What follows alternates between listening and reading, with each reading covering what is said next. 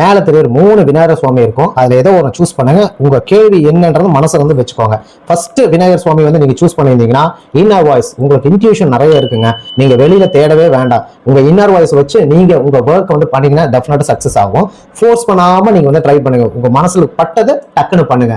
Suppose நீங்க வந்து second விநாயகரை நீங்க வந்து சூஸ் பண்ணியிருந்தீங்கன்னா ரைட்னஸ், உங்களோட ஆர்டினரி இருக்கக்கூடிய ஆல்ரெடி இருக்கக்கூடிய ஒர்க் இல்ல நீங்க என்ன மனசுல நினைச்சிருக்கீங்க இல்லையா, அது வந்து எண்ட் ரிசல்ட் வந்து மனசால பாருங்க. ஏன்னா பேக்ரவுண்ட்ல அதுக்கான வேலை நடந்துகிட்டு இருக்கு. growth வந்து சீக்கிரமா ஓவர் டைம்ல வந்து growth வந்து டெஃபினட்டா வந்துட்டு இருக்கும். அதாவது ஒரு ஸ்டேட்ல இருந்து இன்னொரு ஸ்டேட்டுக்கு நீங்க டிரான்சிஷன் ஆயிட்டு இருக்கீங்கன்னு அர்த்தம். அதே 3வது விநாயகர் சுவாமி வந்து நீங்க பண்ணியிருந்தீங்கன்னா கரேஜ், அதாவது வந்து நீங்க பாத்தீங்கன்னா இன்டென்சிட்டி, நல்லா ஒர்க் பண்ணிட்டு இருக்கீங்களா அதே ஃப்ளோல போங்க, நிக்காதுங்க, அதே ஃப்ளோல போங்க.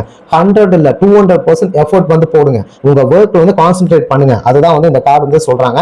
ஆக்ஷன் வந்து ரொம்ப முக்கியங்க. சீக்கிரம் சக்சஸ் வந்து வரும்ன்றது தான் இந்த கார்டு வந்து சொல்றாங்க.